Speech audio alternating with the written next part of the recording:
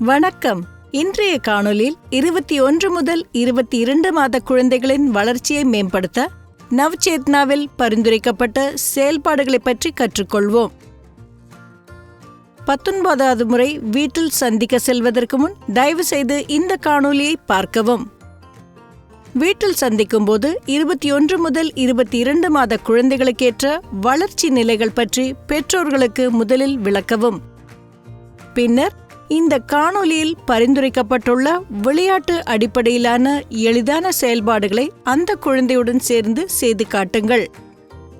இதை செய்து காட்டிய பின்பு இந்த விளையாட்டுகளை பெற்றோர் மற்றும் பிற குடும்ப உறுப்பினர்களையும் தினமும் குழந்தையுடன் விளையாட ஊக்குவிக்கவும். இந்த செயல்பாடுகளின் மூலம் 24 மாத குழந்தைகளால் பொதுவாக பின்வரும் செயல்களை செய்ய இயலும். இழுக்கும்போது கூட அவர்களால் நிலையாக நடக்க முடியும். வீட்டு பணிகளை நகல் செய்ய முடியும்.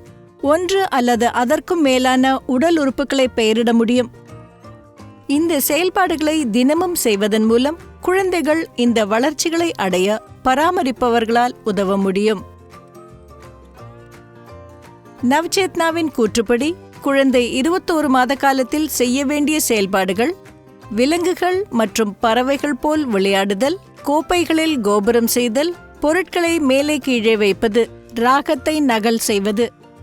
22 மாத காலத்தில் செய்ய வேண்டிய செயல்பாடுகள்: காலணிகளை வகைப்படுத்துதல் மற்றும் பொருத்துதல், பந்து விளையாடுதல், பொம்மைகளுடன் ஒளிந்து விளையாடுதல், வண்ணமிட்டு கையச்சு எடுத்தல். கோப்பைகளில் கோபுரம் அமைத்து விளையாடுவதன் மூலம் குழந்தையின் கைவிரல்களை இந்த தாய் எவ்வாறு வலுப்படுத்துகிறார் என்பதை பார்க்கலாம். இந்த கிண்ணங்களை பாரு, ஒரு கோபுரம் கட்டலாமா? ஒரு கப் இங்க, மேலே வை, மெல்ல. இங்க பாரு, இன்னொரு கப்பு. நல்லா பண்ற.